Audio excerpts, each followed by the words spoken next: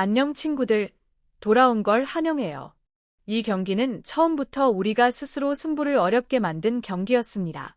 무려 21개의 범실, 이 숫자 하나만 봐도 이날 경기가 어땠는지 단번에 설명이 됩니다. 자네트는 15점을 올렸습니다. 기록만 놓고 보면 에이스 역할을 한 것처럼 보이죠. 하지만 그 이면에는 치명적인 그림자가 있었습니다. 무려 9개의 범실. 득점보다 더 많은 실수가 흐름을 끊었고, 감독 역시 결정적인 순간마다 과감한 선택을 주저하는 모습이었습니다. 그리고 더 충격적인 장면은 아시아 쿼터 인쿠시였습니다. 단 2득점, 공격 성공률 14%. 사실상 경기 안으로 들어오지 못했습니다. 공격은 번번이 막혔고 실수는 쌓여갔으며 인쿠시는 흐름을 바꾸는 카드가 아니라 그저 교체 카드로 소모되고 말았습니다. 이날 감독은 끝까지 이 선택을 밀고 갔습니다. 하지만 중요한 순간마다 반복된 서브 범실, 공격 범실, 리시브 실패가 겹치면서 경기는 점점 패배로 기울어 갔습니다. 이 영상에서는 왜 정관장이 또다시 무너질 수밖에 없었는지, 21개의 범실이 어떻게 경기를 지배했는지, 그리고 자네트와 인쿠시의 극명한 대비가 무엇을 의미하는지 짚어보겠습니다. 1세트 스코어만 보면 현대건설의 25대 20 승리였습니다. 하지만 내용을 들여다보면 정관장이 일방적으로 밀린 세트는 아니었습니다. 오히려 공격 성공률은 정관장이 더 높았고 초반부터 과감하게 때리는 장면들도 적지 않았습니다. 박혜민은 1세트에서만 7점을 기록하며 공격 성공률 87.5%로 다시 한번 존재감을 보여줬고 지난 경기에서 부진했던 자네트 역시 6득점으로 확실한 반등을 보였습니다. 공격 시도만 놓고 보면 끝까지 붙어보자는 의지가 느껴진 세트였습니다. 하지만 결국 세트를 가른 건 범실이었습니다. 정관장은 단 한 세트에서만 6개의 범실을 기록한 반면 현대건설은 범실이 단 하나도 없었습니다. 특히 아시아 쿼터 인쿠시의 부진은 치명적이었습니다. 인쿠시는 공격 성공률 15.38%에 그치며 2득점, 무려 5개의 범실로 흐름을 완전히 끊어버렸습니다. 공격적으로 풀어보려는 시도는 있었지만 결정적인 순간마다 실수가 나왔고 어렵게 쌓아 올린 정관장의 분위기는 그때마다 무너졌습니다. 반면 현대건설은 매우 안정적인 운영을 보여줬습니다. 양효진이 중앙에서 6득점으로 중심을 잡았고 카리도 6점을 보태며 공격의 균형을 맞췄습니다. 화려하지는 않았지만 실수하지 않는 배구가 어떤 결과를 만드는지 확실히 보여준 세트였습니다. 정관장이 1세트를 내준 이유는 결국 이 범실 격차였습니다. 2세트는 이 경기 전체를 관통하는 정관장의 문제점과 현대건설의 노련함이 동시에 드러난 세트였습니다. 분위기는 1세트와 완전히 달랐습니다. 현대건설은 초반부터 강한 서브와 블로킹으로 정관장을 몰아붙였고 정관장의 공격은 연속으로 차단되거나 범실로 이어졌습니다.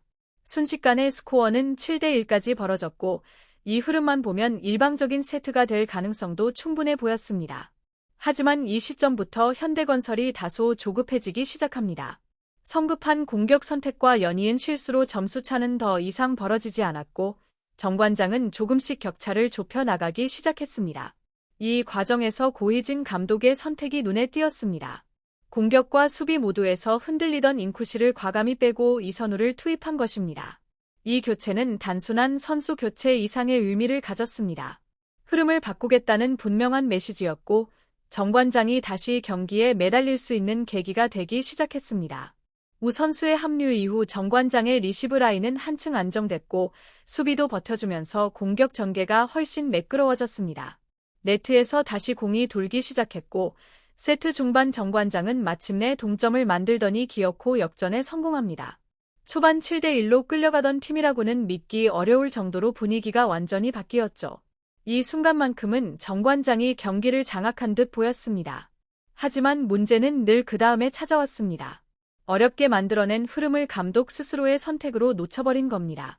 접전 상황에서 서브와 공격에서 연속 실책이 나오며 다시 경기 흐름이 흔들렸고 중요한 순간마다 성급한 선택이나 무리한 공격이 이어졌습니다.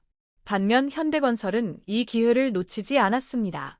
상대의 실수를 발판 삼아 다시 기세를 되찾은 현대건설은 한 번 잡은 흐름을 끝까지 밀어붙이며 순식간에 연속 득점을 올렸습니다. 결국 세트 막판 정관장은 5연속 실점을 허용하며 또 한 번 무너졌고 어렵게 만들었던 역전의 흐름은 흔적도 없이 사라졌습니다. 스코어는 25대 22, 현대건설이 다시 세트를 가져갑니다. 초반 대량 실점, 중반 교체로 만든 반전, 그리고 막판 집중력 저하와 실책. 이 두 번째 세트는 예 정관장이 여전히 하위권에 머물러 있는지, 그리고 예 세트 하나를 따내기조차 어려운 팀으로 평가받는지를 여실히 보여준 장면이었습니다. 3세트 역시 현대건설의 승리였습니다. 정관장 입장에서는 또다시 같은 패턴이 반복된 세트였죠. 다만 스코어만 놓고 보면 쉽게 무너진 세트는 아니었습니다. 시작부터 끝까지 근소한 점수차를 유지하며 어떻게든 따라붙었고, 현대건설을 잠시 긴장하게 만드는 장면들도 만들어냈습니다. 하지만 문제는 늘 같았습니다. 잘 버텨오던 과정이 결정적인 순간 단 한 번의 실수로 무너졌다는 점입니다.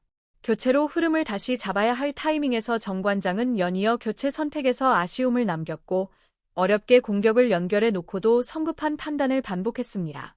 리시브가 흔들리자 공격 루트는 단조로워졌고, 결국 높이에만 의존한 공격이 이어지면서 현대건설의 블로킹에 막혔습니다.